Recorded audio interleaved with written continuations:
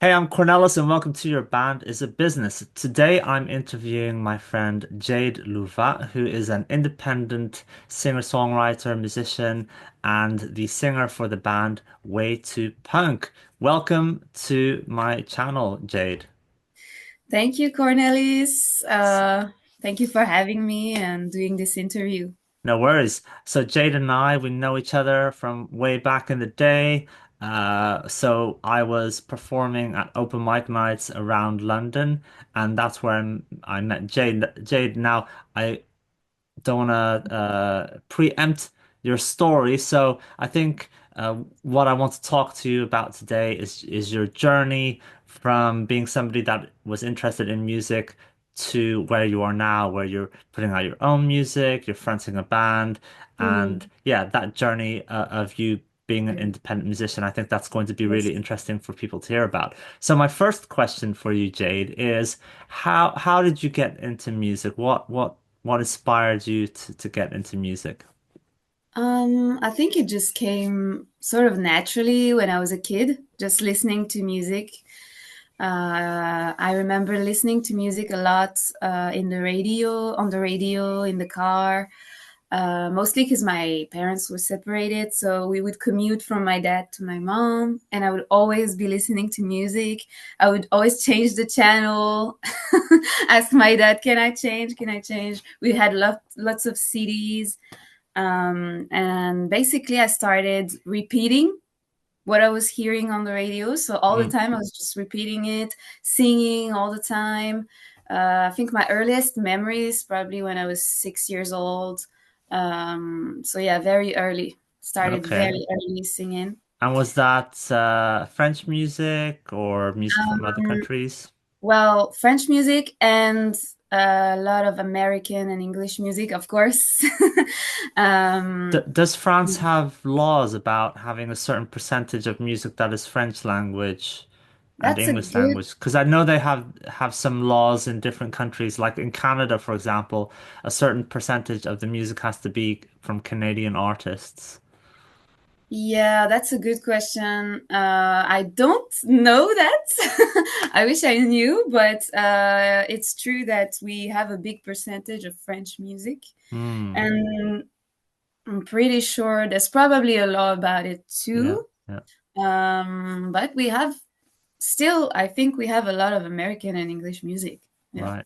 So yeah, you were yeah. singing along to the radio from an Yeah, early even age. though, yes, I didn't even understand what I was singing. I was Mm, just repeating everything. Even English songs, I was repeating them, and I didn't understand anything, but it taught me how to pronounce. right. And then when I was 10 years old, I started wanting to learn the lyrics. So I understood like what I was saying, and as I read the lyrics. Okay, But I okay. think to anyone who wants to learn to sing in English or in any language, I think it's really better to start with just repeating what you hear, Right. Yeah. because a lot of people read first, and I think they try to pronounce what they read, but it's not the same as what you hear. Yeah, So yeah. just rely on what you hear. That's Yeah. what I would say. Like, Well, that's and really this is interesting because yeah.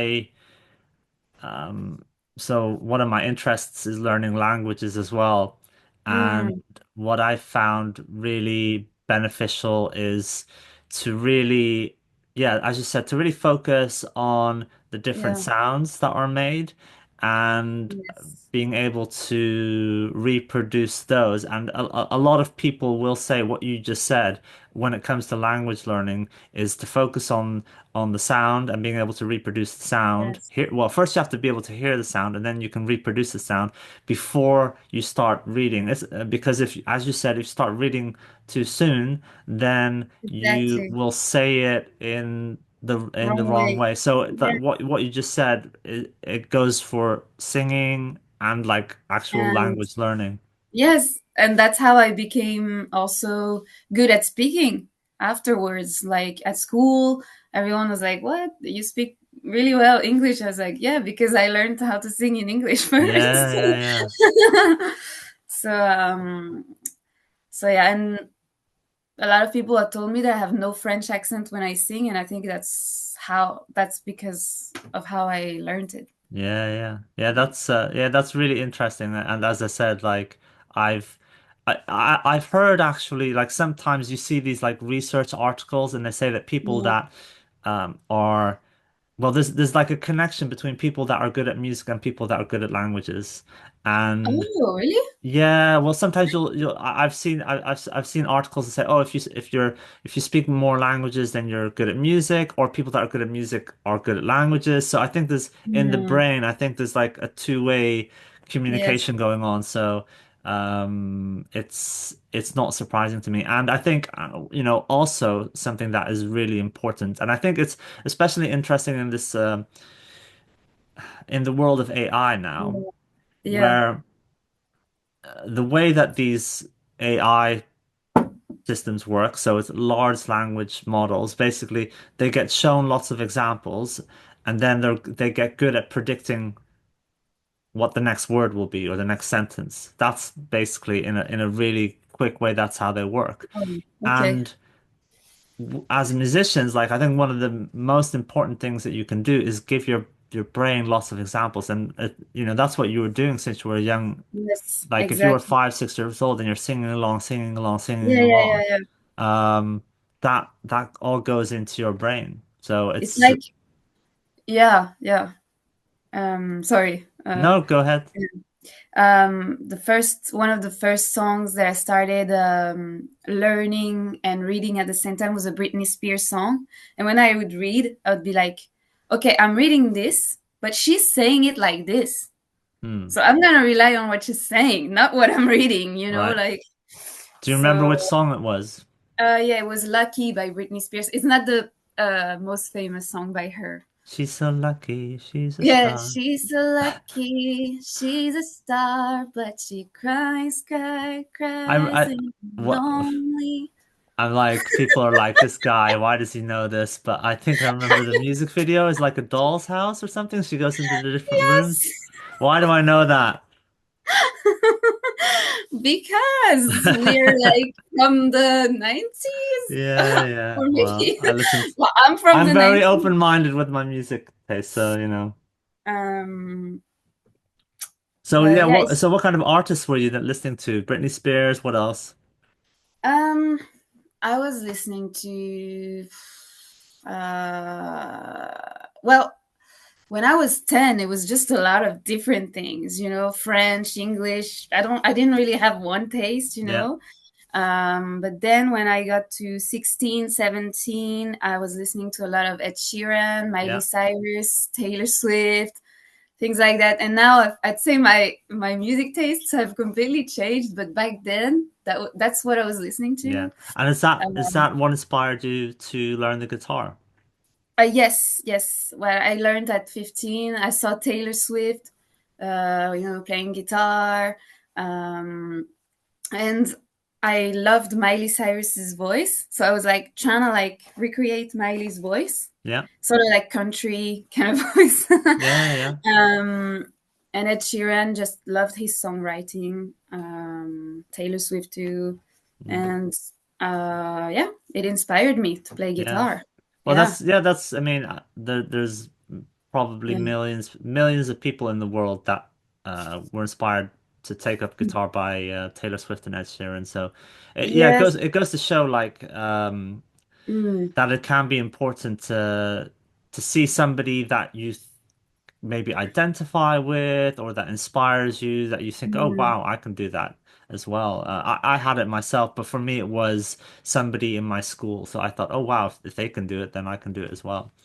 I think, So yeah, the reason I started guitar is very mysterious actually, because it was even a little bit before I started listening to Ed Sheeran. mm, So it's just because my mom had been buying a guitar and never okay, played it. okay, So it was like on a shelf right, somewhere in the right, right, house. right, right. And she had tried to learn piano as well, but she abandoned. So I remember trying to learn piano, but I didn't feel that interested. And someday, like one day, it just came to me like, oh, I'm gonna pick up this guitar and try. And learn like on a YouTube tutorial, like Yeah. just a few chords. Really, Yeah. like that's how it started.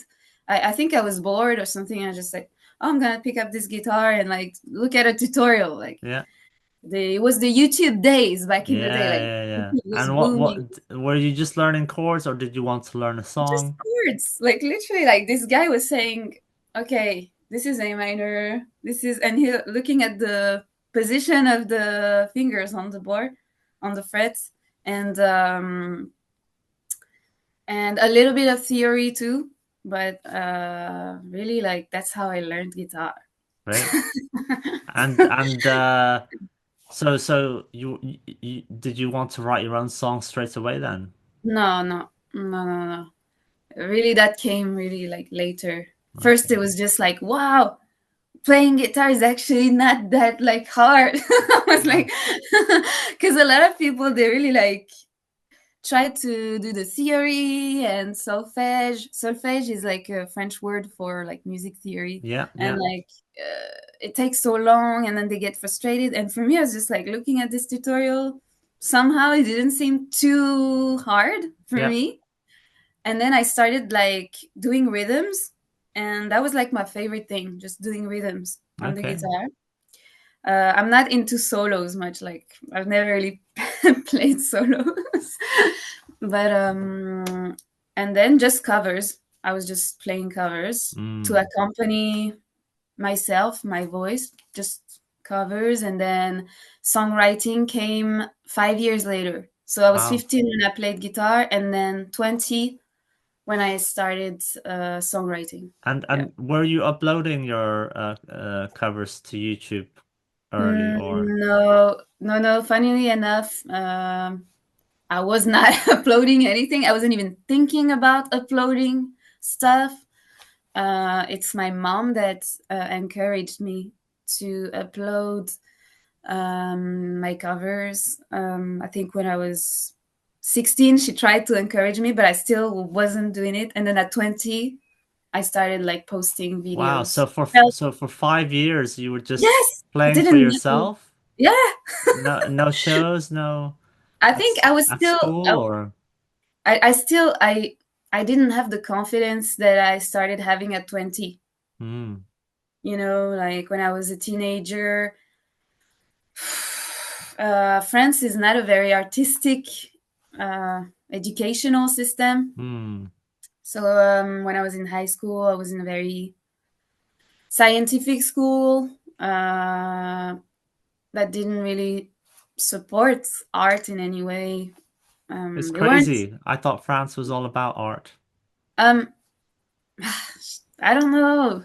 Uh, there are some places that are about art, but the high school I was in, no, was not Hmm. about that. And I had tried to go to a high school that was artistic, but they didn't let me. Not my parents, but I don't know who was making the decisions back then. The educational system Yeah. didn't make me allow me to go to that school, so I had to Yeah. go to the scientific school, Hmm. uh, like the normal sort of school.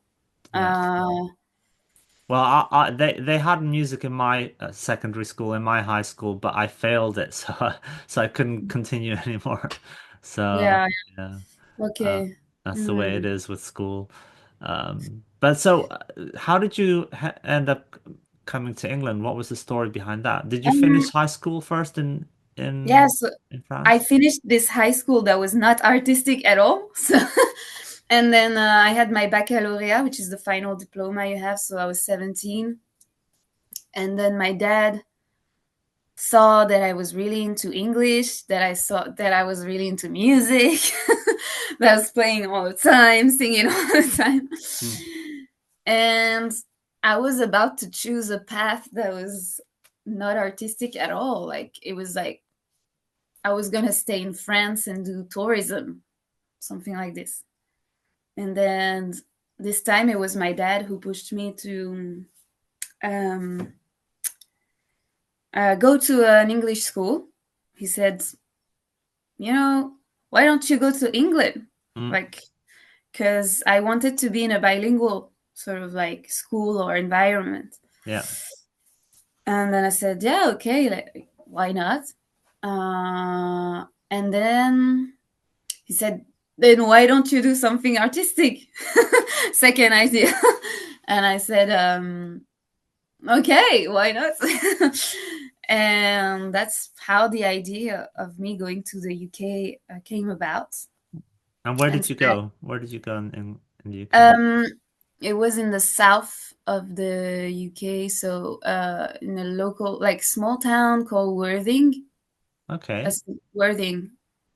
Um, it's like 1 hour from Brighton, sort of like on the south coast. Right, right, right, right. Um, and that's where I moved when I was 17, turning 18. Wow, that's really Um, young to go away on your own.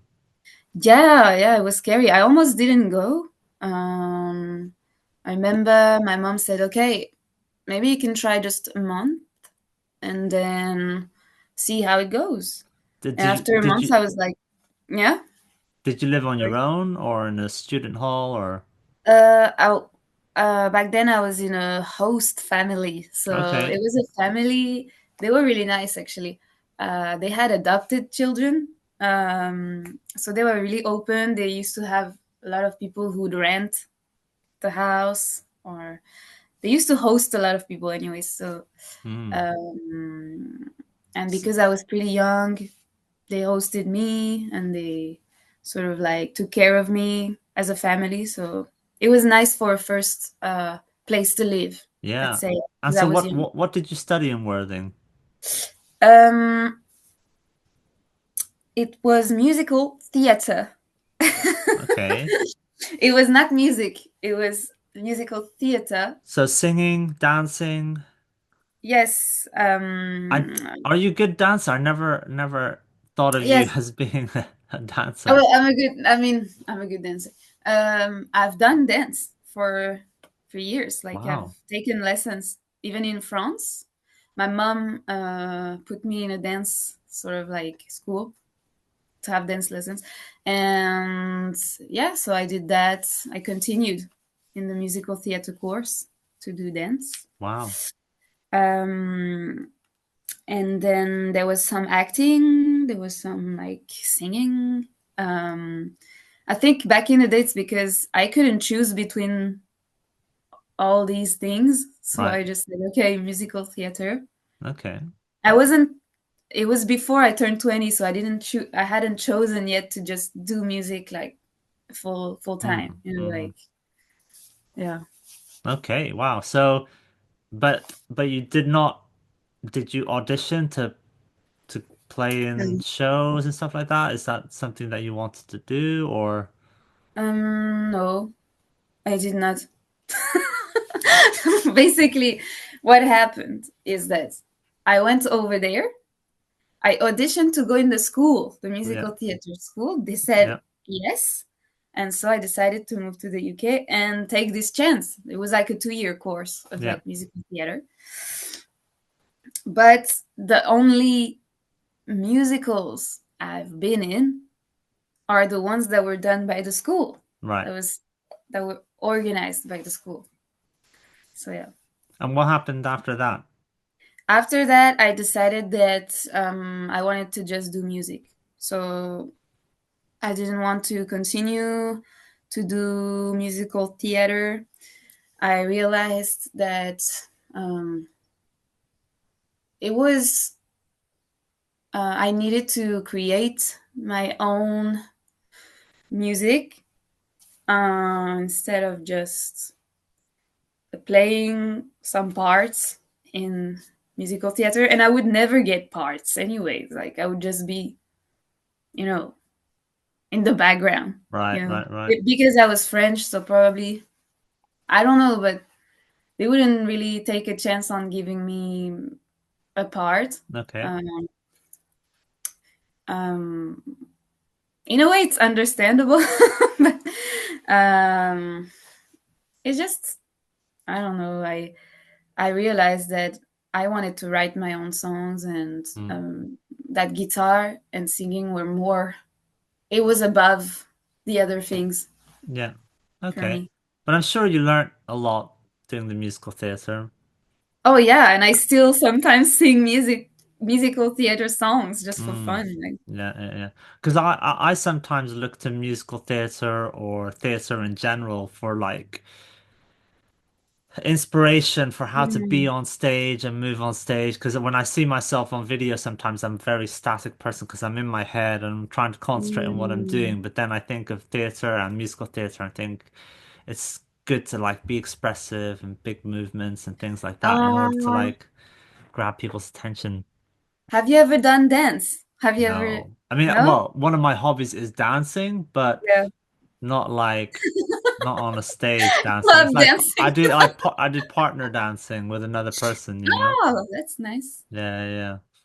Um, yeah, I think dance definitely helped me to move around on stage. Yeah. Mm. Uh, So musical. what happened? You decided, okay, I'm gonna focus on being a musician, a songwriter, a performer. Yeah. What happened then? I decided to go to the British Institute of Modern Music in London, Hmm. BIM, BIMM, for a 3-year course.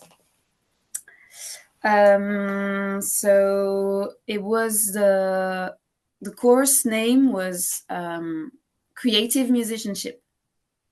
Okay, So it was really about creation, as you can see. right. And that was the goal. That was like, okay, I have ideas for my own songs, and I think I'm ready to just go fully in that direction. Whereas before, I was like, ah, I don't know, just playing covers.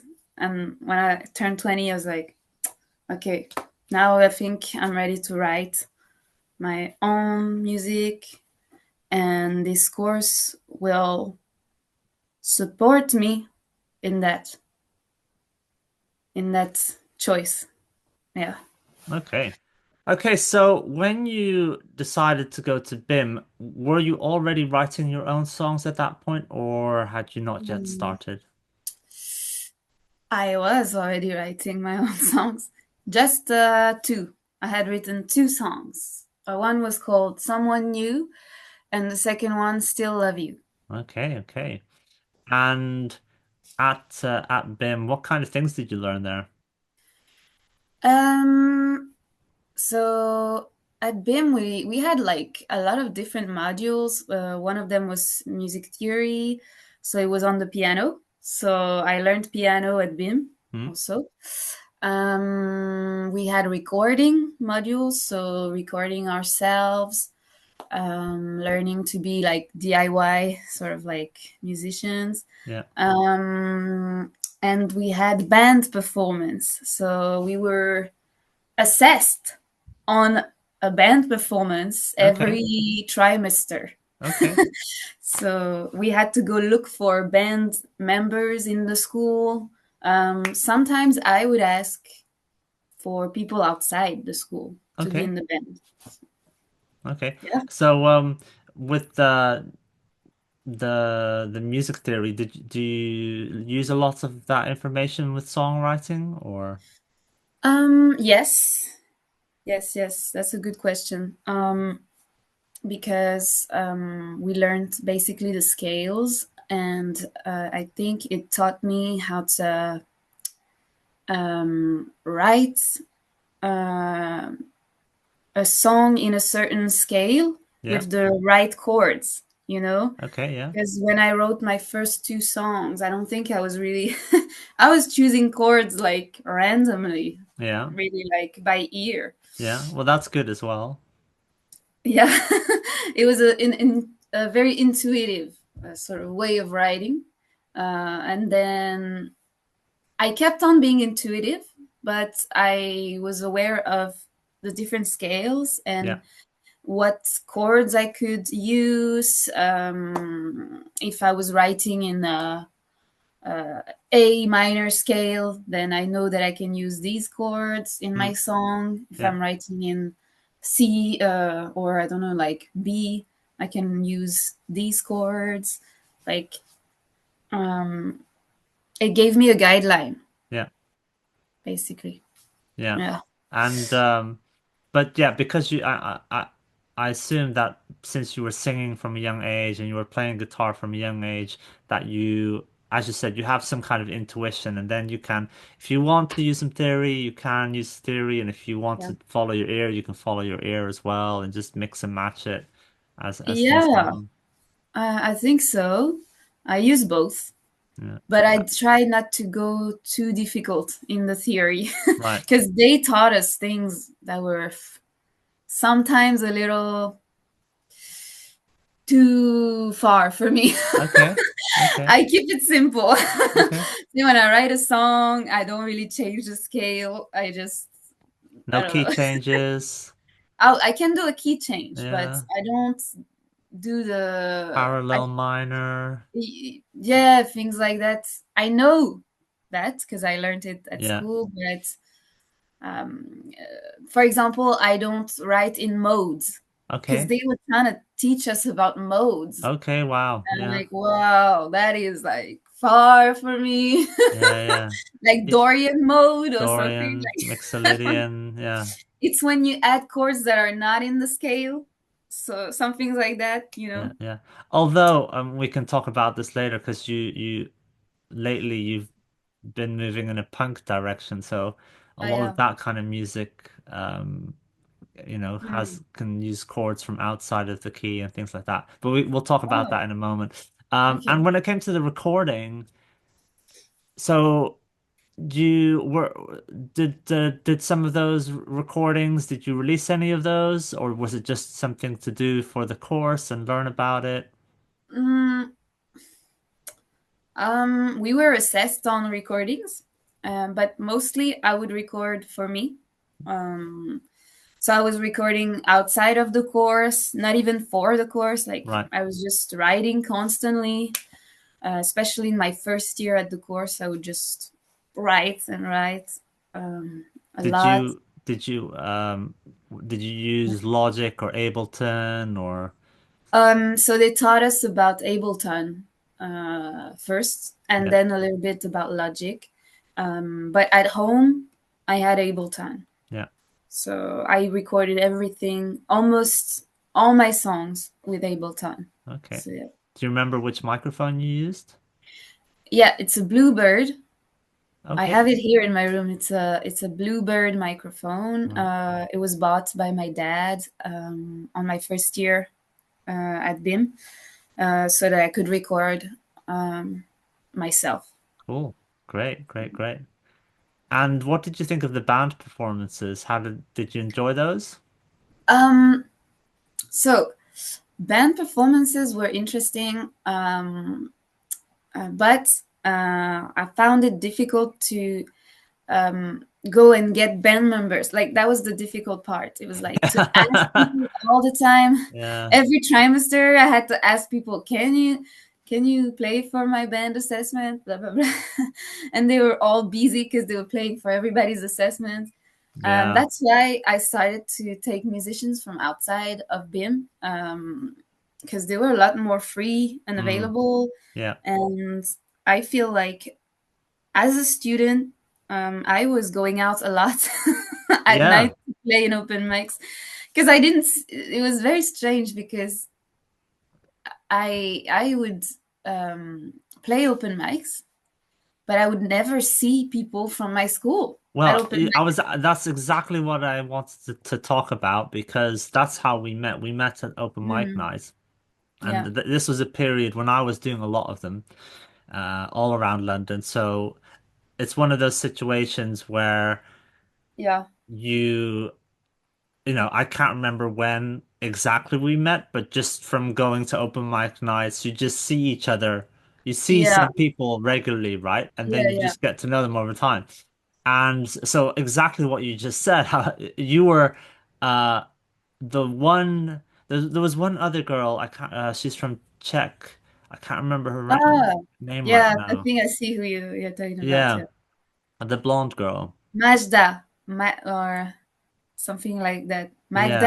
I don't Magda know. maybe, yeah, something like that. But yeah, it was you were one of the only music students that I would meet at all these open mic nights. Mm. And obviously I know that in London you have BIM and then there's one or two other of these like Music schools. schools. So it's very unusual to see one of the students at open mic nights so regularly. Why Yeah. did what made you want to do that? I don't even know. It just, I was staying in Hammersmith in my first year, Yeah, and I was in a student accommodation. And down the road, like literally down the road, there was a bar called Belushi's. yeah, It's just yeah. in front of the Hammersmith I know it. I station. know it. Yeah, yeah. And I saw an ad that was saying like open mic every Monday night or Was Saturday that night. Mike, the Australian guy? Yes, Yeah, Acoustify. I'm Yes, gonna talk yes. about it. And I was like, okay, I'm doing this course, but I'm in London. What more can I do? Yeah, Like yeah, literally, like it felt like this course that I needed to see something else than yeah, that, you know. And I said, okay, I should push myself a little to perform yeah, more in front of people because you don't get this opportunity to be in London, every day. So yeah, um, I decided to go to this open mic. I was a little shy and scared. But I remember I was listening to some music to motivate me. It was an Eminem song. yeah, yeah, yeah, Anyways, and then I met Duncan. Um, so it's Australian open mic organizer in yeah. Belushi's, and I don't know, he was just alone, like playing, because I don't think a lot of people were going to this open mic, Right, and uh, it was like a sports bar as well. So it was like right. I don't think people were paying much attention, but Yeah, I started going weekly there, like. Um, Play a few songs, and then that's how I met other musicians, and they advised me to go to other open mics. Duncan has advised me as well to go to yeah, the Old Pack Horse. It's an open mic that he was running as well somewhere else, and then yeah, I started sort of like making friends like this, and then going around London, yeah, just to different places, just to try out different open mics. yeah. Well, yeah, And I mean that's yeah, amazing. What's interesting, so when I moved to London, I also I had already been doing some open mic nights here and there, and I yeah. was performing with other singers. But I remember the one that I first started regularly going to was in South London as well. There was one in it was in Fulham, which was also run by Mike. Oh, which one? Because I know some of them in Fulham. Ah, BIM was in Fulham, my school. oh My really? music school Ah, was yeah, in I Fulham. can't remember what the name of the bar was because there was also a Belushi's as well. Okay. Right Yeah. near Fulham Broadway Station. But the one Mm. that I first started going to was another one. So yeah, Acoustify, Mike, he's a legend. So Ah, yeah. that's when I Mm. like started regularly going, and yeah, like you'd meet people and they'd recommend other ones, and so you'd like Mm. discover everything. But yeah, it's really good that you went out, and I understand if you're studying and maybe you've got a part-time job, then maybe it's difficult or you don't have time, but it always surprised me that there weren't more people, Yes. and so I that was surprised. I think it was really good of you, and I think Thanks.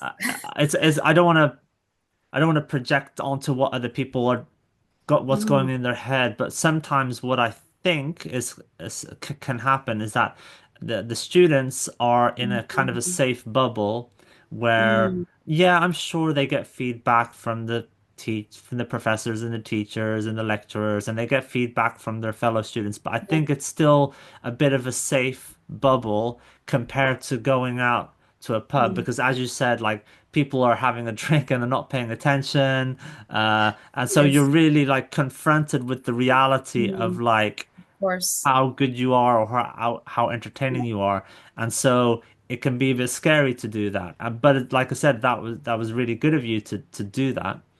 Well, thanks. I think I felt I think I felt a little bit in advance compared to the other kids there Okay. because basically I had written 12 songs by my first year at BIM, Yeah. and I had an album. Like Yeah. I decided to put out the album. So by my Mm, second year, I was releasing that album. right. And a lot of them had written one or two songs. I don't want to brag. It's not what I'm Yeah. trying to Yeah. say. Yeah. It's just that that's why I think that I wanted to see more. Yeah. I wanted to see something outside of the school. And I think that it was maybe, I needed to, as you said, be confronted with the reality. Mm, Because for me, school was something, but as you said, it was not the reality of playing in front of people. And it's not because you play in front of teachers that you learn. You will learn, but yeah. it's not the same as playing in front of an audience. Yeah. So, Yeah. Yeah. There's a limit to that. Yeah. So yeah. So I that was a time when I was doing a lot of open mic nights, and I saw you a lot around. And you did you so yeah, obviously you enjoyed it. Did you feel that you were learning as you were doing that in terms of your performance and your nerves? uh, Did yeah, I did it think take long for you to feel more confident? to play on stage, you Yeah. mean? Uh, yeah, it took some time. Like, I think I was confident to play covers in open mics, but um, there was a guy called Dan from Dan Caleb Yeah. at open mics, I still see him regularly. I saw him recently. and you as well. And you guys just, I mean, he pushed me to play my originals. Actually, he was like, "You should play more of your originals." And a Mm, lot of people actually would tell me that at open mics. Maybe you told me that as well. I mm. don't remember, but it's true Probably. that I try to encourage people. it's true that the open mic scenes, there was a lot of people who would really encourage original music. They would say, "Yeah, we want to hear your originals." And what I've learned about uh, the open mic scene is that um, there is this sense of support between musicians Mm, that I haven't found elsewhere. I don't know if it's a UK thing, but I've really found that in London, like the musicians were really supportive of each other, and there was a vibe at open mics that was not competitive at all. It mm, was like, and I think that's what made it different from the school. It was, there was not this sense of competition and wanting to have a good grade, or it was like people were just so supportive. Like I mm. couldn't believe, like when I would just play a song, whether it be a cover or an original, and like, yeah, come on. Yeah, yeah, yeah. Or they would play the shakers, like Yeah, yeah, yeah. um and it was like this sense of like a party that I didn't find at the school. And the sense of like we're all just friends and a big family, just playing music, Yeah. and playing our originals. And it's, we all know that it's not easy to play an original, and I feel like everybody like sort of supports each other because Yeah. of that. Yeah. um I don't Yeah, I know if you think felt the same way at yeah, I open think mics. so. I mean, I I came into it like right from the get-go. I was doing my own songs. Not so much not so much like an ego thing or anything like that. It's more that because I wasn't so confident in being a good singer, Yeah. I thought if I sing other people's songs, then they will realize how bad I am. Ah, okay. Whereas if I'm doing my own stuff, then I'm just being because otherwise they'll That's compare you to funny. the original. Yeah, They'll be like, yeah, oh yeah, wait, he's like terrible. So that's why from the beginning I was doing my own stuff. But I think in the UK and Ireland. There's a yeah. lot of support for original music in small pubs, small venues compared to other countries. I've Mm, played open mics and small gigs in different countries, and Germany and France and Yeah. all over the place. Oh gosh, France. Yeah. Yeah, And they do accept it, but it's not yeah, they prefer to hear stuff they already know much more, like the yeah, average person.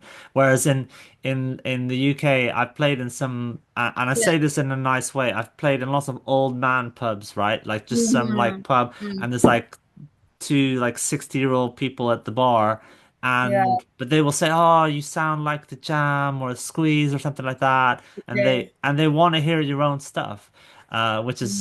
which is really cool. So that is, yeah, that's been amazing from the start. And like you Mm. said, all the people that I met, the friends that I made. So it's a really it's supportive, but it's also like we said earlier, it's realistic because in there's different, as you know, there's different kinds of open mics, different kinds of pubs. Some of them are quiet, everybody be Yeah, respectful. yeah, Others, it's a loud pub and like or watching yeah. football or whatever. And I like all the different kinds because I like the challenge. So I like it. I've had times where people are having a beer and they're watching something or they're talking to themselves, but then they stop and they turn and they look at me Mm. and they start listening and I Mhm. see them move and I'm like, Mhm. yes, I won them over. So I like that. And I've had bad, well, not bad experiences, but I've been heckled, I've been shouted at, I've had people tell me that I suck, but like I don't care. I mean, Aw. I'm sure I can't remember. Like I laugh at it. Maybe I cared Mm. in the beginning. I don't know, but it's like But whatever. I think in the end, you're doing this for you, Yeah. aren't you? Yeah. It's like, yeah, people, there's always gonna be people who are like, "Ugh," you know, Mhm. they just, I don't know. I think you should just do you, like, Exactly. Exactly. So you were like, doing that for 3 years. You were in London for 3 years, yeah, yeah, for and three then years. you went back to France. Yeah, now I'm back in France. And what happened then? So, because you, a lot of people go to music colleges, but then they don't Um, necessarily do much music afterwards. What happened with you? yeah, me, I basically stopped. No, I'm joking. No, I no, I finished my degree at BIM, and then I guess I didn't really know what to do after. That's true. Which is okay, Um, you don't necessarily, not everybody is like boom, boom, boom, has it all planned out. exactly. A lot. Actually, it happens to a lot of students, especially when you study something artistic, to not know exactly where to go after. Mm, And I guess I was a little lost, and I decided to go back to France to just think about what to do next. And then COVID hit like a few months later. yeah, So I stayed in France, and then I think I wasn't even really planning on coming back. I just was trying to figure out my life. And then after COVID, things started to sort of unblock a little bit, and I started getting booked for concerts in France. So around like 2022.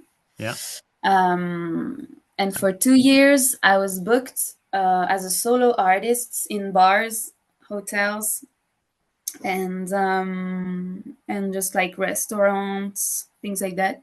great. So yeah, And you were being paid for that, right? yes, yes. Right. And was that your full-time income or did you have another job as well? No, no, I had another job. I had a job on the side. Mm, So I decided to be a counselor for kids. I know it has nothing to do with music, but um, in bilingual school camps, like no, like summer camps, right. uh, where I would teach English to kids. So still had to do with English, but Yeah. Well, and I mean, anyway, is that flexible work or is it? yeah, I'd say yeah. It's it's a human job. Yeah. Like I wanted a job that was still sort of human. Yeah. just sometimes working behind a cashier or I don't know in a restaurant. Just doesn't feel as sort of human. Yeah. So anyway, so yeah, I got paid for concerts in 2022 and 2023. I was doing like one or two, sometimes three concerts a month. Um, and it just sort of happened like this. Like, to be honest with you, like after COVID and even before COVID, I really didn't know what I was going to do. Mm, I had given up on the idea of really making money from music. I wasn't really believing mm, in it, I think. Um, and then a guy from a band that I was in after COVID told me about a website called Link a Band. I think it only exists in France. mm, I don't know about other countries, but this website is called Link a Band, and it basically puts musicians in contact with venues, well, venues, restaurants, bars, mm. and etc. People who are looking for musicians for their events. It could be birthdays, weddings, things like that. And I said, okay, whatever. I'll just post my profile on this. I wasn't believing in it at Yeah. all. Like Yeah. for some reason, like I was like, okay, whatever. And it worked. So Nice. the website actually worked. I started getting contacted for playing solo music. I was like, if I don't do that, then Yeah. I won't do anything. So yeah, I said okay. I was setting my price. It's something I learned.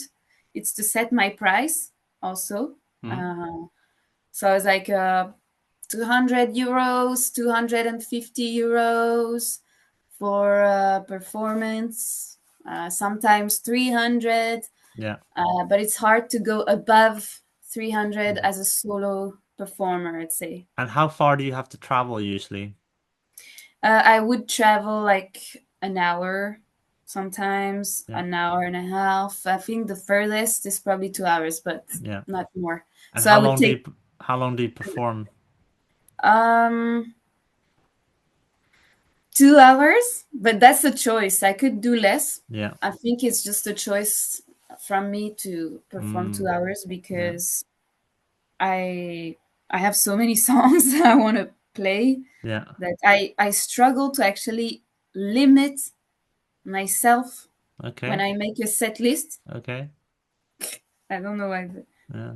Well, it sounds like all your experience in London like became useful because you were so used to performing in all these different venues Oh my that god, yeah, when you you're went right. back to France, it was like, oh, this is like maybe in the beginning, like because you didn't realize what your Mm, skill was mm, because you're in London and there's so many musicians and you kind of didn't realize, and then you went back to France and then you suddenly discover, wow, they actually appreciate me to like perform for them. yeah. I think I didn't realize exactly that I could do 2 hour concerts. I would play open mics like this, but Mm, it was always like two, three songs. yeah, yeah, yeah. I had done some shows in the UK. They were organized by Fern. You Oh know, yeah, yeah, yeah, it was yeah, like but it was like not even 1 hour. It was like 30 minutes or 40 minutes per person, and it would be a completely different kind of show. yeah. Uh, I remember we had to bring our own audience to the show, Mm, um, and it was often underground on the underground of a bar. yeah, yeah, I don't know if you've done these kind of concerts in the UK, in London, but yeah, yeah. and whereas here in France, it's more like I'm being hired to to perform for a bar or restaurant. Mm, It's not a self-organized show yeah. like what I did in London. sort Do you of. have to bring your own equipment like a PA and a microphone and that kind of stuff? Yeah, I would take my own material, like the mixing desk, the PA, my guitar, Yeah. my So mic. did you bought that yourself? You bought your own equipment to do It's that? um, yeah, it's something I already had this equipment Okay. for a long time. Really? Yes, um, I And don't. you just taught yourself how to do it. And then I taught myself how to sort of mix my Yeah. voice and guitar. I don't have many instruments, so just like voice and guitar, so it's not Yeah. too complicated. Then put a bit of reverb, and that's about it. Like it's Great. pretty easy when you're just with your guitar. Yeah. Actually, I'd That's say, so good. That's excellent. But then what happened? Because yeah, you started getting into a different kind yeah, of music. yes, because in 2022, I also decided to go into punk rock. Um, as I said, like my music taste really evolved. I went from Ed Sheeran and Taylor Swift to listening to punk rock, 90s, 2000 music. Right, right, right. It sort of happened like out of the blue. I don't know, naturally. Like I just changed my musical tastes, changed, Mm. and listened to Green Day, Offspring, Blink 182, Sum 41. Those were Okay. bands that actually my brother was listening to when I was a kid, not Right, me. right. Yeah, yeah, yeah. And I thought, oh my gosh, there is so much power in this style of music. Like I felt more empowered listening to it and singing it than the other style of music, like pop music. Hmm. And I thought, okay, I don't see myself playing that acoustically. Like I can't play that acoustic. I can, but it will not have the same power. Yeah, So I decided that I needed to form a band to be able to sing this style of music because just with a backing track, it wouldn't be the same. Like it's the only style of music that wouldn't have an impact as yeah, much impact with just a backing track. yeah, yeah, yeah. So it pushed me to put an ad online saying I want to form a band. These are the kind of like bands I'm listening to, and I would like to form a band just in that style. Okay, so you put out the word for musicians to join your band, and it was quite easy from the sounds of it. Like you, Well, no, no? Okay. it was not easy to form a band. But you asked me earlier on what I had learned from BIM, Yeah, and I think that's one of the things I've learned is to go get people. I said that it was difficult when I was in BIM to go get people to yeah, form a band, but in the end, it really forced me to go and get them, yeah, because it's not gonna just fall like from the sky. yeah, yeah, yeah, If you want to form a band, it's like you have to ask around and meet musicians, and so I think it gave me the faith to put this ad mm, out there. Uh, it felt really uncomfortable when I was in BIM to go ask people. It's something I felt uncomfortable with for some reason. Like I felt uncomfortable asking for people to play for my assessment. But in the end, it made me realize that I'm able to do it and I'm able to find people. Um, and that's what I did to form my projects, my punk rock bands. And at first, it was a bit hard to put it together because I had to find a place to rehearse, right. not just the people, but also a place to rehearse. Mm, Where are we gonna try out yeah. together? you know, Whereabouts in France do you live, by the way? right now I live in Annecy. It's close to Switzerland. So yeah. Okay. Is Mm. there so is there Um, a big music scene around there or well, not as big as Paris or London, of course. yeah. Well, What big where cities, do you rehearse? Do you have to travel far to get there? no, no. There's one big place for rehearsals. It's a studio. They have many studios, and people can just come rehearse with their band.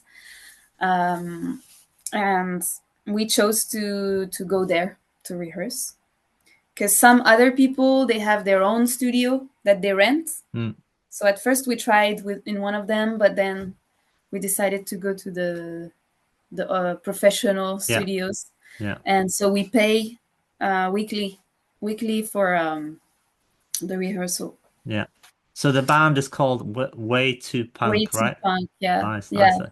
And so you basically had a list of songs that you thought you wanted to play. Um, yeah, I just basically chose like three songs. One of them with a bit more bass, one with a bit more drums to just test sort of Yeah. the qualities of people. Um, and I tested like two drummers. Then the second one was the good choice, and then we had a bassist at first, but he left, and so the second bassist was the good choice, Mm, and the guitarist found him straight away, I great. guess. So do you play guitar in this band or are you mostly singing? I sing and I play guitar, but acoustic guitar Mm, in some of the songs. So not okay. every songs. Okay. And do you so how often are you rehearsing? Once a week, you Um, said. Once a week, sometimes 1 week out of two. Mm. Yeah. And how often are you gigging? Um, we have gigs like once, like it's hard to tell because it's not always.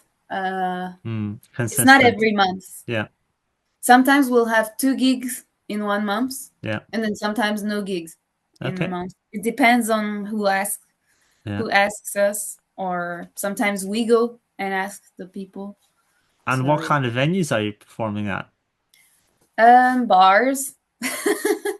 Yeah, bars, and that's pretty much it. We also have done some small festivals outside. So they're called Fête de la Musique in Okay. France. So Right. it's like on the 21st of June, you have this outdoors festival to celebrate music, Yeah. and a lot of bands are playing outside. So we often do that. We're gonna do it this year too. Great. Um, Any yeah. weddings? Have we done weddings? No, no, we haven't. Because I know in the UK I've seen I think in America as well some people they want a band for their wedding that is not Yeah, just like the standard really? ABBA and stuff like that and they're like I want a punk band or I want an Ah, emo band yes. or I want a metal band. So some people Actually, like are really into that. no. Actually, you're right. We've been asked once or twice to do weddings, Oh, but we were just not available at the time. right. So we could have done Yeah, yeah. Excellent. birthday parties Great. sometimes. And is and so overall, is it profitable to run this band? So if you take away the costs of the rehearsal and travel and everything, is it profitable or is it just you make your money back and that's good enough? Uh, so basically, what I haven't said is that I'm not making money from this band. So when I do solo concerts, I make money, but with the Yeah, band, it's we've opened a bank account that is for the band. yeah, It's something a lot of bands do in France. yeah. It's like um, because basically in France, when you're in a band, you can't really take the money for yourself. You have Right. to put it in a sort of common Yeah, account. It's a very um, complicated topic, so I don't think I will explain everything. But um, we basically have the money in one account, and we use it to pay for material, music. We've bought two new PAs recently, Okay. two speakers for concerts. Yeah. We buy cables, we buy like stuff that we need for doing concerts, and Yeah. sometimes we can like buy food Yeah. during rehearsals, or we Yeah. pay the rehearsals with the Yeah. common money. So yeah, Yeah. I think that's, that's the reality of yeah, performing on your own versus with a band. On your yeah, yeah. own, the costs are minimal, and with a band, suddenly like it Mm, starts going up, and I think that is at all levels of the music business, and that's why sometimes even big artists they perform on their own or with a very small band because it's just like it starts costing more and more money. yeah, yeah, that's true. Mm-mm. Yeah.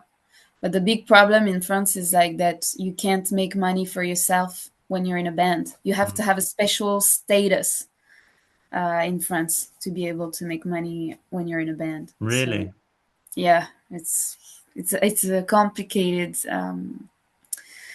subject. Okay, okay. I wanted to make money on my band, and I wanted everyone from the band to make money for themselves, but it's more complicated than that. So Right. yeah. Okay, that's interesting. Do you Mm. um do you envisage that this band will stick to doing the punk covers, or would Mm. you like to do original music with it as well? We've started doing a session for original music, but it ended up just being like us taking my originals and putting them in a punk rock style, Right. which it can be good, but it's because they don't write songs. Some of them, like the bassist, is writing a little bit, but Yeah. a lot of them they're not writing. So Okay. I So for think now, the original music is staying my on the yeah, solo. yeah. I mean, we've started working a little bit um, on putting my originals as the punk rock style for the band, but it will take time, I think. Yeah. But with your own original music, do you want to do more punk style, or do you want to stay on the Not necessarily, because I feel like when I write music, it doesn't come out punk. yeah, yeah, yeah, yeah. I'm good at it's. This is very strange, but I think I'm good at covering punk rock music. Yeah, But writing punk rock music is so different. yeah, It's something else. Like yeah. I have a few songs that could go into the punk rock style if I changed it, if I rearranged them. But Mm, mostly I talk about my life in my songs, yeah, whereas punk music is a lot about politics, about like society, and I yeah, struggle to write about society. It's yeah, like I write about my own experiences, but I've been wanting to write about different topics, and I find it difficult for me. yeah. I Well, don't I know mean, about you, but um, what do you write about? what Like, do I write about? Yeah, yeah. about stuff that I've experienced or people close to me have Mhm. experienced or things that I've seen. So it's all quite personal stuff rather than Yeah, big same. big political society Mhm. topics. So Mm. I'm similar in that way. Yeah. Yeah, I find it hard to write about something else. We're so used to write about our own life that, like Green Day, they write about the president or they write about America. And Mm, I sort of admire this ability to write about the world around, and be so critic about it. Like, yeah. you know, Yeah, the thing with for me is that it's not that I don't have opinions about all those things, Mhm. but Me too. For me, it's like, okay, okay, we can sit down about it and we can talk about it for an hour around the table Yeah. or at the pub or whatever.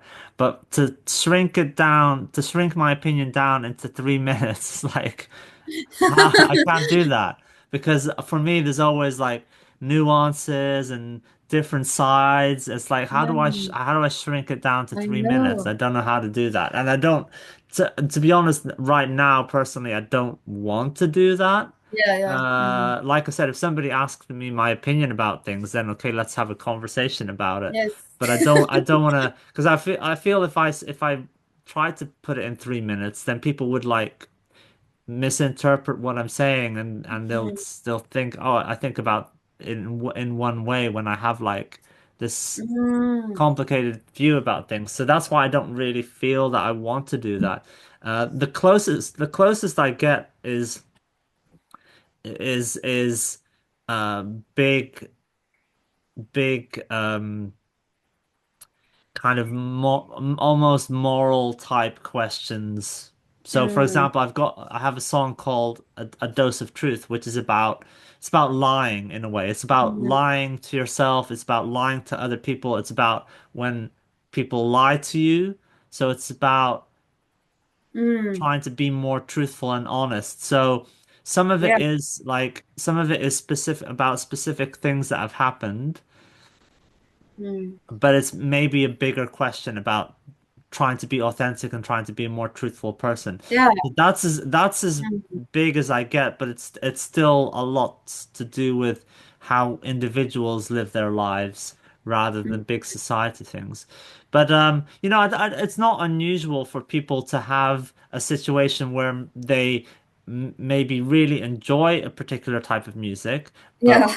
their own music is just the opposite. Like I It's think about different. somebody like Lady Gaga, for example, Yeah. because she she sings jazz music, and I Yeah. saw her do a concert with Metallica. So she Mm. likes all kinds of music, but then her own music is going to be pop, Yeah. electro pop, stuff like that. Mm. So Exactly. it's not unusual for people to like have a one particular kind of taste, but then their own music is something completely different. Yes, because I feel like in order to write punk rock music, I would have to be able to do that, to be provocative and to be, this sort of Well, like who they're knows? good Because at. maybe your own style would be it would be something unique and different, right? It would be okay. It's Yeah, so it's true. I wouldn't not do it because you feel Yeah. like, oh, there's only one way to be punk, you know. You can be your own Yeah, version of that's punk. true. So if you want to do it, then do it. But if you don't want, if you don't want to do it, don't And do it. some So people also tell us that what we're doing with my band is not even punk. They say that it's pop. I would call it pop punk because it's true. It's it's kind of like pop punk, pop rock, you yeah. know? Blink 182. It's like pop punk, you know? I Sweet mean, punk. I don't know. when you describe when you use words to describe music, it's just like a It's little yeah, shorthand. It doesn't exactly. like how deep do you really want to go? It's Yeah, yeah, I know. like, oh, it's not punk unless you're like cutting yourself on stage. I don't know. You know, like who Mm. cares? Um, Yeah, for me it is punk. I don't know. yeah, Yeah, people have different views, I yeah, guess. yeah. No, Yeah. it's, you know, as long as you're just enjoying yourself and like, you know, it's just a word to describe it so that people have a general idea of what Yeah, it is so that when they book you, they and you say, oh, exactly. we're a punk band, pop punk, and as you said, Green Day, Sum 41. Okay, people get the idea, you know. Mm, That's all that matters really. yeah. Is Yeah. is that well, it must be that music is popular in France. I didn't really think whether or not people were into that. I'm into that. Yeah, But I yeah, think I've realized that a lot of people are into that when I played with my band. yeah, But yeah, it's true that in France, it's a bit like you said about other countries. People like to hear covers, yeah, and cover bands they work really well in France. yeah. But there's a lot of 80s cover bands. Right. I was And because this is my Yeah. prejudiced perception about various countries around Yeah. Europe is that when it comes to rock, it's like AC/DC and Bon Yes, Jovi. exactly. And I thought I don't want to do that era of music. Mm. I want to do the 2000s and the Yeah, yeah, 90s. And not there's not a lot of bands that do that. yeah. So that's the way we stick out Yeah. a little Well, bit. yeah, that's a really good point about Yeah. having your own niche and not and Mm, again, that's what I was alluding to earlier about the wedding band because mm, a lot of people that start wedding bands, they do like ABBA and Mustang Sally and like these songs that yeah. they think everybody will like, which is okay, it works. You get booked that Mm, way. mm, mm, But like I said, I've seen I'm if somebody asked me said, okay, let's do a covers band, mm, then I would be like you, I would choose something very specific and mm, go for a niche because that way yeah. you are not just the generic covers band. You're like, okay, you are and so you are Mm, the 2000s punk band. And for exactly. I don't know, I would be like 2000s, 2010s indie rock or something like that. Because I think it would be more fun.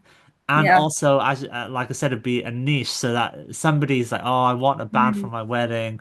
And then they yeah. see, wow, there's actually like something specific for my taste. Yeah. And that way you stand out. Um, our band appeals to the 30 sort of age range, Yeah, 30, 40. They really like our style. And then 50, 60, not so much. They don't. yeah, yeah, yeah.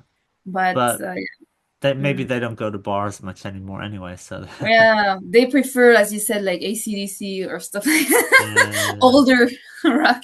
yeah, But yeah, yeah, I think my goal was not to please people.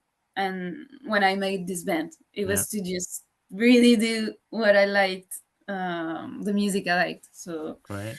and it worked. I mean, if it works for the audience, then that's great. Yeah, Exactly, exactly. So maybe at the moment you do a band gig once a month, twice a month, yeah, or something like yeah. that. That's what's And then your happening. solo shows, how often are you doing those at the moment? I have stopped. Oh, really? Yeah, in 2024, the demand has completely stopped. So Okay. I don't know. I think the website I was on worked for 2 years and then it started gaining in popularity. It's a theory that I made, but Yeah, it started gaining in popularity, which I think might be one of the reasons why the demand stopped. And also because the financial economic situation of the country, maybe. yeah, Um, but those are just theories. I don't yeah, exactly know why I stopped being booked. Because it used to come from various places, not just one place. I yeah, used to, so I don't know. Maybe there are more musicians on this website now, and that then they're responding more quickly yeah, to the demand. yeah, yeah, yeah. Or I don't know, maybe I'm not that talented. It's a No. possibility. But I think yeah, it uh, could be as you said that there's just more musicians on there, and then as you yeah, said, the economy. Like in the UK, you always hear about small venues closing and yeah. things like How that. is it? So Mm. it could well be the case. Yeah. I I have just a question for you. Um, do you have websites like that in the UK where you can be booked by restaurants and bars? Well, yes, but the thing is, what happens is that every 2 months or whatever, I get an email or on a DM on Instagram, and it's like, we've created this new website to help Really? artists get gigs. And then you go on there, and then you know, you see one gig that you apply to, and you never hear back. And Okay. then you just, okay, nothing ever happens. And so every couple of months there's this a new website like, oh, we're gonna help you get gigs. So, and like, okay, I'll sign up, and like How nothing ever happens from it. So it's they always there's always somebody out there trying to do it, but it's never I've never Mm, really seen it work. The thing that seems to in the UK is that you build up either you build up a good relationship with specific promoters and they will then put you forward because they have a roster. Well, they have a roster of artists, and then they have a booking book of venues that are looking for yeah, artists, and so that's yeah, how they match it up. Or the next level above that is that you actually have agencies, so you are signed to an agency, and mm, they will organize gigs for you. So that's how it seems to work in in the UK in terms of yeah, getting those kinds of gigs. And sometimes it's original, sometimes it's covers, but that's how it seems to work. Then, and then when it's the the people that are doing acoustic shows or with a band, the original stuff, then it's quite difficult because then it's a yeah, situation where they say, okay, you have to sell 10 tickets, 15 tickets, yeah, whatever. exactly. And It's like, that's still the situation that I am in. okay, So mm, there's, I mean, London's a big city, so even though, you hear about venues closing, there are still places to play, but it is a situation where the promoters they're not really promoting. I don't know why they call themselves yeah, promoters because they don't promote. Um, it's and something. Yeah, it's a big difference I've noticed between France and England about the shows, like the way it works. In the UK, like in London, it was like, okay, we book you there, but you have to sell that amount of tickets and bring your own audience. And I've always found it like a little strange yeah, to because you feel like you're organizing the show, like you feel like yeah, you're the responsible for it. yeah, um, and I've never found just a website that just you get booked for a bar and that's yeah. it, you know, and Yeah, you don't like I have to said, bring occasionally certain stuff. Yeah. occasionally, like I'll get an email about some new website. Um, there's a German website called Gigmits or whatever, and they organize shows internationally. Mhm. Um, and I once had a gig through them, but with that, sometimes have to pay to apply to things, so Yeah. that's Mm. like. I can't, I'm not interested in that. So Mm. yeah, I'm in a situation. Well, I am sometimes I have a gig and then a Mm. miracle happens and all my friends are free to actually come and then like 10 of them Yeah. turn up. So that is good, but I'm not, I don't have big enough audience yet where that is a sure thing every time. Sometimes five friends come, sometimes 10, sometimes 12. It's like um, Mm. so I'm in between stage, and yeah, like I said, it would be good if there were those kinds of websites, but I think every time I've seen somebody try it, it just like doesn't Yeah. go anywhere. It's just I find it curious how different it works in Yeah, London than in France or other countries. It really works differently. yeah.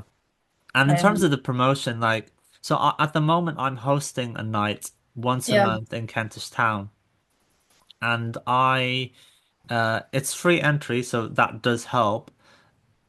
It's six artists, 20 minutes long, and I'm, every time so far it's been quite busy, like 40, 50 people there. N Not just it's the musicians and they bring their friends, but also Yeah. people Yeah. that I have met and like taken Yeah. along. And I'm not because I'm hosting the show and I'm finding the Yeah. artists and it's not really I'm doing it with a friend because it's part of his promotion business, his label. Um and so I do it, for fun, to be involved in music, and in a way I'm putting almost minimal effort into it in terms of, Mhm. I take videos and I share them online and stuff like that. Yeah. And I never see other promoters do anything like that, which is I just Mm. don't understand. Like if my business or my full or my job was being a promoter, then I would take videos and photos and interview Yeah. people and put it all on YouTube and create a community.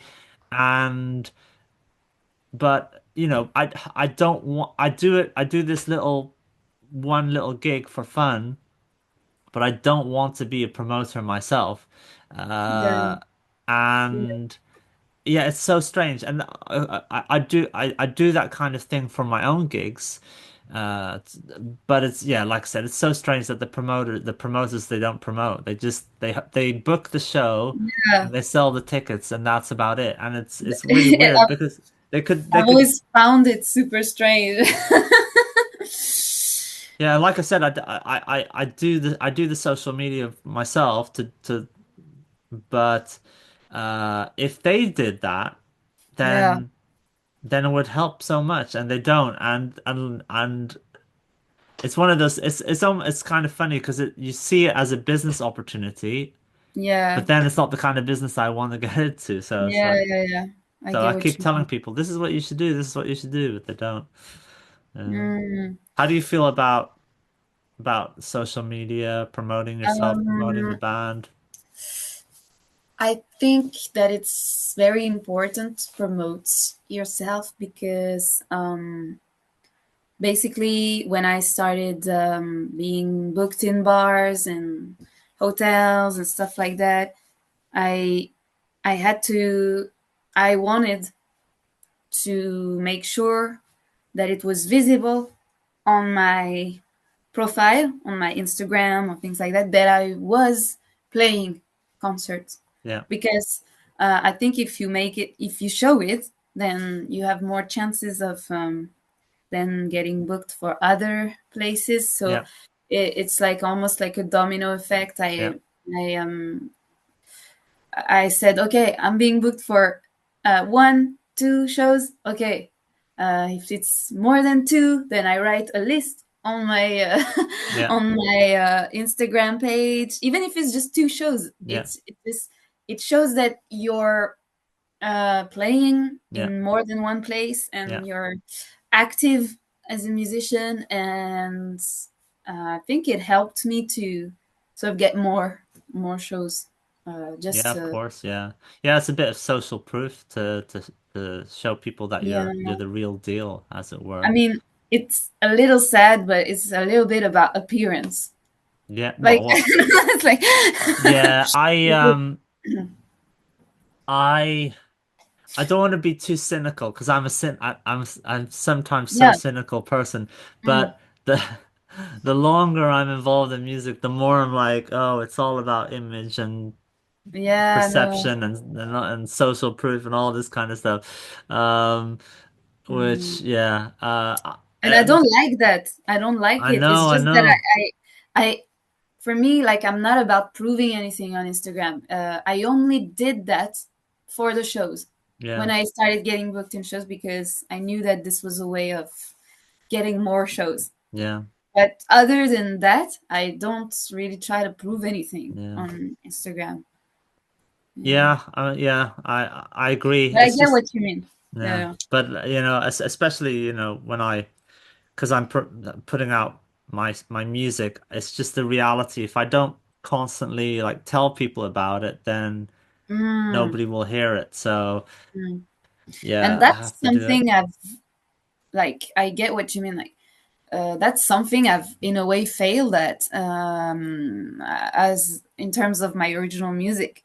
Like, I've managed to be able to promote my shows well and Mm, do this, get more shows. But in terms of online presence and like my videos, my music videos, my original songs, I've never really been that good at promoting it. Like, mm, it's I think it's just that I don't want to waste time on that. Like, it's like, oh, I've already spent so much effort just writing it, recording it. Um, like, what does it matter if, like, I don't know, not a lot of people hear it? I don't know. Well, I mean, so you used to, I don't, do you still post covers on YouTube? Um, I've stopped, but I will post more covers in a month or two. Yeah. I've planned to post some more. Okay. But you don't want to post your original stuff. Oh, I have posted Yeah? my original song. I have some on Spotify, but what I'm saying is that I've never really known. I think it's the thing of like, I've never really known how to promote my original content Mm, online. Um, Apart from playing it in shows, I've never really known how to be visible uh, online yeah. with my original music. So yeah. Mm. Well, I mean, that's something that you know, I do a lot. I haven't quite figured out the formula just yet at the Yeah, yeah. moment, but I do try a lot of things. Some is really simple where I'm just sitting somewhere on the train or something and my own music is playing in the background. Other times I'm performing performing it or take a clip from a live show. I've also Yeah. started vlogging, so that could be useful, but I haven't really figured Mm, out something that is, absolutely works. The only thing that I feel is that I've seen people do something very simple consistently every day over a long period of time. mm, So that's the okay. situation I'm in right now is where I post something every day. And even if it's really simple, so like the thing I'm doing at the moment is I've taken videos of myself sitting on the train, just the tube. So I'm just sitting there, Mm, yeah. just simply. And then every time I'm on the train, I find a quiet carriage where there's nobody Mm, else, and I film myself mm, so that I've got like a whole different, a bunch of different videos, so that I'm yeah. wearing different clothes. And that means that every day I've got something like it's just 9 seconds. I find a 9 second or Yeah. 10 second clip, and then I just write a caption, what I think the song is about, or what inspired me, or something that is related to it, and I Mm, post that. And that way, I've got something very simple to do every day, and that's the only that's what I'm setting for myself, the bare minimum. And then after that, I will, I do when I play a gig, I take clips from that, and I want to start doing acoustic performances and things like that. But the thing that I've seen some people do something really simple every day, like a picture and a caption and their song, just every day for like 6 months. you Uh, mean that they put a small piece of their song in a small clip every day? yeah, yeah. Okay, okay. Just like a picture, and then they put their song in the background. If Yeah. it's uploaded via if it's on TikTok, then they can actually use it, or they can just add it themselves. Um, and then a caption, I wrote this song about this or that, or it was inspired by this. So that's what I'm trying to do now, just to keep it simple, because it's so easy to think, oh, I need to come up with an amazing video that will go viral. But it's like and then you don't do it, right? It's The more hard. you try to be viral, usually the less it works. Exactly, exactly. So that's why I'm just trying to keep it simple at the moment uh, Yeah. and do a lot of it. Yeah, it's I think as you said, like nowadays it's like very short clips that work. Like people want short Yeah, things to watch. And actually maybe what you're doing is good, maybe. This yeah, thing of like being consistent but with short yeah, videos. yeah. It takes less energy probably. I don't know if it Exactly. takes a lot of Yeah, energy for exactly. Yeah, it takes me 5 minutes to do. The hardest part is finding the quiet carriage on the train. yeah, But like I said, that's like the most easy minimum thing that I can do right now, yeah. and then I can be consistent with that, and then Mhm. from there I've got something to build on. So But promotion is a difficult subject. I think it's yeah, a difficult topic because I don't think we were built to be promoters. Like we're just like musicians, yeah, But it's just because nowadays everybody is a DIY musician. and so we have to learn to promote ourselves. Some people maybe are better than others at this, or they've had training. I don't know. But Yeah. for me, I've never really known how to promote content apart from Instagram Yeah. and social media. Um, I'm pretty sure there are techniques though to promote stuff. Yeah. Mhm. Well, I'm trying, I'm learning, and when I figure it out, I will let you know for sure. But yeah, maybe it's maybe one part of that is shyness. I don't know. It might be a form of shyness to not promote my original content. It's possible, but Mhm. I do what I can. Yeah, Yeah. yeah. Yeah, like I said, once I figure out the social media game, I will definitely share my insights with you. The only thing, that I would say is like there's no need Mm. to be shy because there's people that are putting out terrible content, terrible music, and and they have no shame about it. Yeah, So yeah. if you are, if you're halfway decent, then why not? That's true. And Good if advice. people don't like it, they'll just scroll past. So that's the Yeah. worst that can happen. Mm. So and I think, as I said, like n not that I figured it out, but I've seen Yeah. people that keep it quite simple in terms of like a vlog or just a single photo or a photo carousel with some captions and their music in the background and uh, and yeah, like I said, that I've seen artists that just do something simple every day, and maybe if they don't have the time to do it every day, they plan it, they take an hour one day a week just to like collect some pictures and collect some captions, and then they know, okay, Monday I'll do this, Tuesday this, Wednesday this, etc., etc., and just keep Mm. it simple. Where I just, at the moment, I'm keeping it really simple, and it's different on different platforms, right? Because Mm. sometimes on TikTok I'll get a couple of hundred views, but then on YouTube I'll get 1,000 views or two Mm. thousand views, or the other way around. So, because I just post the same thing on all the different platforms, and different Yeah.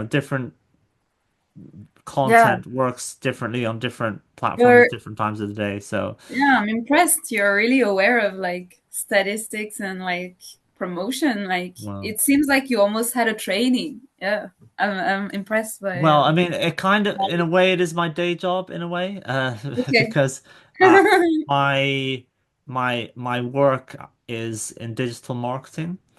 Mm, So although my specialty is uh, okay. in paid traffic, so Google Ads, LinkedIn, I uh, didn't know that Facebook you ads. were working in digital marketing. Yeah, yeah, that's my day job. And Mm, I used to work, I'm freelancer now, but I used to work in companies where I would sit in meetings with the social media people. So I had, I've had a lot of contact with those kinds of people, and I've learned a lot about branding mm, and marketing from all the different perspectives. So I do find it interesting. But the people then say, "Oh, well, then it must be easy to promote your music." It's like, well, it's not quite the same because when there's a product, people yeah, have like a specific need, right? They're like, "Oh, yeah, my car broke down. I need to find a garage that can fix it, yeah. or I want to buy a new Mm, TV." So the mentality is different. Whereas music, people are not like thinking, "Oh my God, I really need a song about yeah, a topic." exactly. So it's a different mindset. But there are lots of things to be learned, and I read a lot about marketing. I watch YouTube videos and Mm, about music marketing and all kinds of things. So it does really interest me. mm, But uh, the actual act of doing it is not necessarily my favorite thing. yeah, And I uh, get that. yeah, and I tell this joke all the time. I say sometimes I forget to post on social media, which is good because it shows that I'm psychologically a healthy person, that Yeah, I don't need it. but then as a musician, it's like, no, I really should like, you know, Mm, put the word out there. So th that's what pushes me forward because I think, yeah. well, I put all this effort into the music and I believe that the music is good, so why not do it? And Mm, you know, what's interesting that I've been doing it for so long, but over the past couple of months. I'm starting to notice that I'm getting more comments. Not hundreds of comments, but just like okay. one or two. Like Yeah. somebody says, "Oh, I'm in the Philippines and I like this Ah, song," yeah. or "I'm from Mm, Germany," or from the Netherlands the other day. So it is mhm. like starting to happen. Um, Yeah. and one of the most important things to know, I say this many times, but I think it's really important, is that when it comes to social media, you have to realize that 99% of people will watch but they might not like or leave a comment. Mm, And so what is happening is that when you are posting, whether it's in YouTube or Instagram or whatever it is, just because it seems really quiet does not mean that people are not watching yeah. and not enjoying. And how Mm, I discovered this is because with this channel, with your band as a business, there was a period when I mm, stopped, and it was yeah. because I wasn't, you know, I wasn't putting out music, and I thought, well, what do I have anything to talk about? But then I would meet people in real life, and they, you know, musician friends, and they say, "Oh, I haven't seen you post on your channel in a while. What happened?" And then I realized, oh, wait, like I didn't even know you were watching. Like you never left a comment, you never left a like, Mm, and I'm not upset interesting. about that. I'm Yeah. not angry about it. It Mhm. just made me realize, oh wow, Yeah. people are watching, but you don't Mhm. realize that they're watching. Yeah. And that has happened several times now. So now I am with this channel and with my own Mm, music social media, I know that to keep going because mm, there are people seeing yeah. what you're doing. So that's my encouragement for people is to keep going and Mhm. you because you don't realize who is actually enjoying what you're doing. Okay. Yeah. Yeah, I can relate to what you just said, actually. Yeah. Yeah, yeah, yeah. Well, I've been told by, I think it was my brother who told me the same thing that you told me, this thing about, you know, that most people on YouTube watch your stuff, but they will not leave a comment Yeah. or Yeah. like. That I already knew. Yeah. Yeah. But also, the thing you said about you never know who is watching. This happened to me at a concert with my band in Yeah. March, and a guy was here, and this guy was like, "Oh, I love your original songs," that had nothing to do with the band, Right. and I didn't know this guy. Yeah. But Yeah. he was like, "I listened to your original songs, and I love them." Yeah. And this Yeah. guy had been listening to my music aside from my band, and Yeah. he came to see my show with my band. But Exactly. I was like, what? So Yeah. like people, some people, you never know who's watching you. That's Exactly. Yeah, I have two anecdotes for that. One is I was I was on Instagram and I saw yeah, this girl playing the guitar and she was yeah, really good at the guitar and you know, in the caption it says, "Oh, I'm playing a gig tonight in Tufnell Park at a bar called Aces and Eights." yeah, And so I went to the gig. It was literally that night. It was like 5 o'clock or 6 o'clock that I saw it on Instagram. And yeah. I was like, "Oh, the gig starts at 8 o'clock." So I just went Mhm. along. And afterwards, I went up to her and I said, "Oh, I saw you on Instagram a couple of hours ago, and that's why I'm here." Yeah, And I, t I told her that specifically yeah, because I wanted her to know that, you know, it wasn't a useless yeah. thing to do that. You know, it Mm, actually okay, works. yeah, And so I yeah, wanted her to know, like, you know, this is because I know useful. what it's like as we just talked, we don't know sometimes. So that's Yeah, why I was like, I afterwards I said, hey, by the way, the reason I'm here is because you posted a video earlier and I know. Like you were really good. it's So crazy how fast information goes. Like yeah. it's really, And another story I have yeah, is of a friend of mine who he was playing in a band and he was yeah, doing a tour and they performed a venue and there were only like two or three people in the venue mm, and he he and the other guys in the band they got really drunk and oh their wow, performance wasn't very good And then Yeah. afterwards, it turned out that one of the three people there, or two or three people, Yeah. was a journalist who was there from some music Yeah. magazine. And so Okay.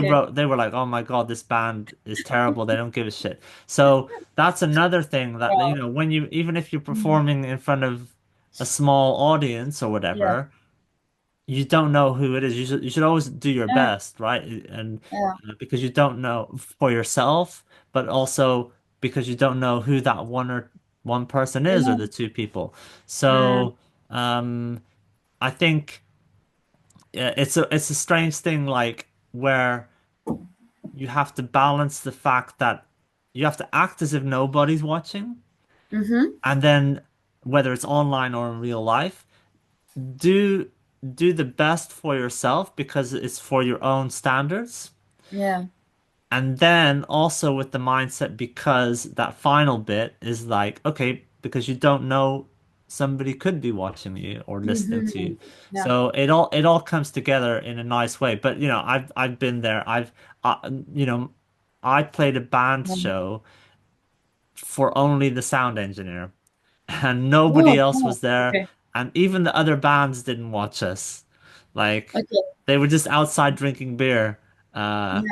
and it wasn't like they didn't hear us do a sound check, so it wasn't that they heard us and thought, "Oh, these guys suck." We're not. Mm. They didn't know what we Just sounded you. like because they didn't arrive till later. So Okay. I've done that. So Mm. believe me, I know what it's like. But yeah, like I said, whether it's online or in real life, Yeah. you don't realize who is watching and enjoying. So if you can do something that is minimal effort, that you are, that you can fit into your day, into your time, then I think it's worth doing. Definitely. Yeah. To promote like a show or an original song Yeah, or yeah. a release. Yeah, that's true. Thank you Right. for this advice. It's Well, nice. definitely. I mean, like I said, because you were building up, you were doing well with the covers on YouTube and your original stuff. So I think it's definitely, it's worth doing. And yeah, it depends how far you want to take it and what Mm. your ambition is. But Mm. there's no reason to do something simple like a vlog or something like that. Yeah, you've Um, always been telling me about vlogging. Like, I yeah, remember especially because like when you go traveling and yeah, stuff like that, you come to yeah, England or you went to America recently. yeah. Those are good opportunities, I definitely. did. I vlog, but in the form of stories. Yeah, It's yeah, not like exactly. I Yeah, will talk for ages, but yeah. I mean, that's fine. That's good as well. it's Like still especially I'm on vlogging more than before. Sorry. Yeah, no, that's good. And Yeah. especially on Instagram, where people, Yeah. it's funny. I don't know how other people find it, but from what I've heard, it's the same. Is that you get more views on your stories than you do on Yeah, it's the feed. yeah, it's interesting. Yeah. So stories are definitely very useful for that. Yeah. Hmm. Yeah. Right. So I guess we're at the end of the interview, but Yeah. what's going on with you musically? What are your plans for the future? What are you working on right now? So right now I've just finished a music video I've been working on for a long time. I shot this music video back in the summer of 2023. So Okay. that's how long Yeah. it's been. But there was a hiatus because I went to the US, so I Yeah. couldn't really work on it. And it's, I think, the most how do you say, ambitious video I've done so Okay. far because I have a lot of costumes and I have a green background Green behind me. screen, That so right? I had Yeah. to post production, Wow. add some effects, and it will be the music video for my song Barbie Life, which I released in 2023. Um, and yeah, I think video has always been a big part of my music as Yeah. well as writing song, but I've always been into music videos and shooting videos. So yeah, that's what the plan is. So it will be releasing in May, and I don't like to give a set date Yeah. because I like to give myself like the freedom Yeah. of releasing it whenever. But it will be in May, and um, I will keep just playing shows with my band. That's the plan so far. And if my solo concerts pick up again, maybe I will redo solo concerts. Yeah, But I've had an idea of performing in the street, so street performance. That's one of my plans. So like with a backing track and with my guitar, I yeah, would like to do more of that. As yeah, in like with a small PA, just and like put like a little hat for money, okay, yeah, and that's something I want to, I think, yeah, experience, whether here or in Paris, somewhere yeah. And you can to, take if you yeah, it depends on the situation. If you feel yeah, safe, whether you can record yourself on the phone as well. yeah, it's I true. w I wouldn't do that in London unless my friend was looking after my phone or camera because Yeah. people will Mm, like there's lots of thefts, but you know, depending on your situation, if you feel safe or you've got a friend that can do that for you, that's mm, there are people that have a really big following and literally from just standing on the street busking yeah. and that people I around think, the world know about them. yes. And I think that's what I want to do is like put my Instagram, at the bottom and like just perform and maybe get more followers on Instagram, Yeah, like that. It's very simple way, but I think it works yeah, for yeah, people who street perform. yeah. I've seen people do that. Yeah. And like I said, they have people from around the world Mm. follow them and enjoy them. So it's definitely a way to do it. So yeah, that sounds like a good plan. Yeah, and then in terms of songwriting, I will, I think, pick up my songwriting again maybe by the end of this year because I've been on a big hiatus from songwriting, Yeah, and I want to give it more time, and doing less video editing and all the other things that, as a musician, like is not my main job, yeah, yeah, yeah. and The amount of time I'm spending on music versus everything else is yeah, yeah, exactly. And I think that as musicians, we spend too much time on things that are secondary, but they are yeah. important. But I want to have more time to just do music, and that's why I've decided to go to recording studios and not do my music videos by myself anymore. Okay, Maybe put an ad to or ask people to do music video for yeah, me or record me in a studio because I don't want to um, spend too much time on these things anymore. yeah, That is my plan, but maybe I will do that and then I'll be like, oh my gosh, I miss music video editing. I yeah, don't know. I will try it like this and yeah. then we will see how it goes. It's a Well, I mean, test. yeah, and you've got a lot because you have the experience of doing it Yeah. yourself. You'll be able to direct how you want it, and then Mm, maybe it will work out well or it might not. But mm, that's might as well give it a go and see what comes out of it. And um, yeah. yeah, the because for example, with me with my recording with my music, I did stuff on Mm, my own in the beginning, and then I went to a studio, and then I found musicians, and so each time yeah. it became more and more.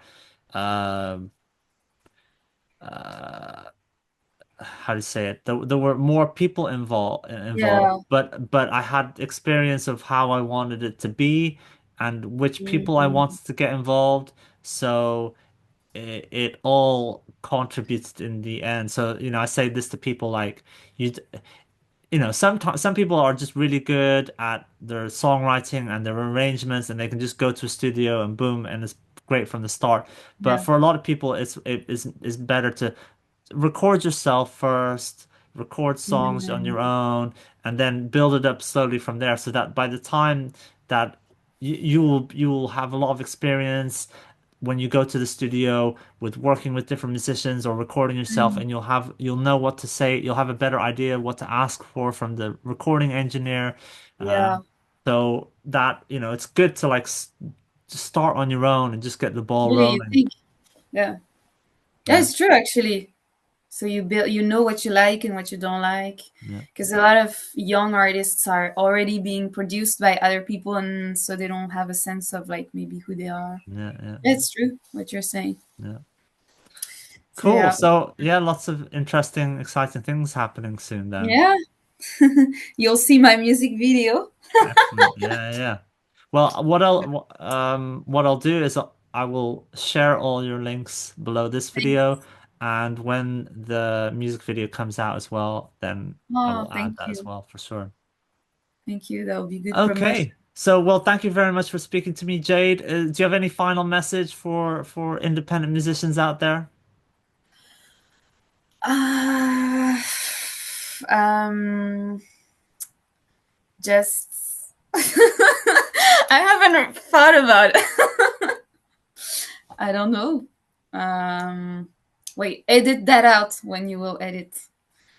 But I I don't have do very many edits, but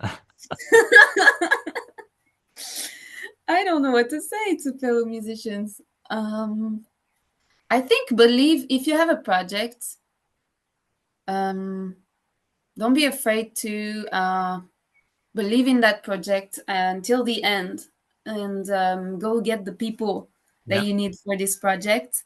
Because if I hadn't believed in my band, I wouldn't have put an ad out there, yeah, and I would have just joined a band that was already formed, yeah. and I wouldn't have done the style that I wanted. So if you really want to do specific, precise things, I think that you can find the people for it. So So it sounds like what you're saying is like if you have a vision or a uh, plan, or an idea for yeah, something, then just go yeah, after it. yeah. It's like if you have a vision for a project, don't be afraid to go get the people for it. But it's something I'm still learning to do. I've done that for a band, but I think I'm still learning to do it for videos and recording. Yeah. So yeah. It's an advice Yeah. for myself too. Yeah. No, same with me. I think, Yeah, I've kind of I figured it out for I found good people to play music with. I found really good people to record with. So those two things I yeah, feel really confident and happy about. When it comes to social media and videos, I haven't. I've tried to hire people in to do music videos, but then that didn't work out. Social media, I sometimes, hire in photographers and stuff like that, which is good. That works.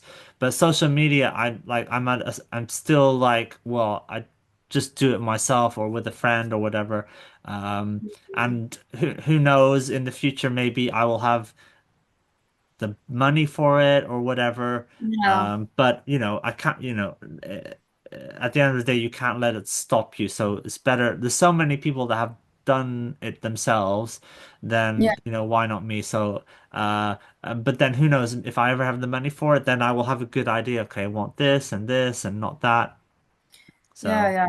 And the advice I would give, and that I've always given, and that helped me to start on YouTube, is don't wait for perfection. yeah, It's what something that really helped me is like so many people and musicians stop because they think, this doesn't sound as good enough. My yeah, recording is not good enough. My song is not good enough. If you have something that you think is decent and that is okay, as you said before, I think put it out there. I used to be afraid of that, but when I realized that perfection is sort of like the enemy, I'm yeah. like, okay, I need somewhere to start, because Yeah, if you don't start, you won't start. exactly, So exactly. just release something, and if it's not perfect, if it's homemade, just release it and you will make your way Yeah, as you go, and might not you might not become super famous as I've learned, but but you at least you will have done something and achieved something that you can be proud of later exactly. on, Yeah, and you will still get better as time goes. yeah. You know what I Yeah, mean? everyone has to start, there's no Yeah, way around it. You have to start somewhere. There's exactly. like you're Don't not stay in your room. Don't stay in your room exactly. and play by yourself. If you have a voice to share and you have something to say, and a music to be heard, and a voice that you think is should be heard, um, yeah, share. Great. That's a perfect thing to end on, I think. Yeah, Okay, so thank you so much. Thank you, Jade, for the interview. Like I said, I will leave all the links for your social media and your music thank you. below.